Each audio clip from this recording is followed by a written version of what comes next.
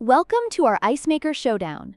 Today, we're comparing two popular countertop ice makers, the Silonn Ice Maker and the Countertop Ice Maker. Both machines promise quick ice production and convenience for your home or office needs. But which one truly stands out?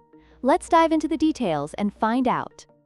Both the Silonn Ice Maker and the Countertop Ice Maker boast impressive ice production capabilities. The Silonn can produce 9 ice cubes in just 6 minutes, making it a great choice for those who need ice quickly. On the other hand, the Countertop Ice Maker also produces 9 cubes, but it takes between 6 to 12 minutes, depending on the conditions.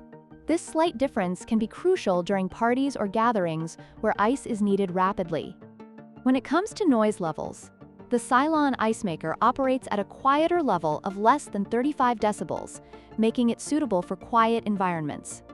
In contrast, the Countertop Ice Maker has a noise level of up to 45 decibels, which may be noticeable in a quiet kitchen or office. If noise is a concern for you, the Silonn might be the better option.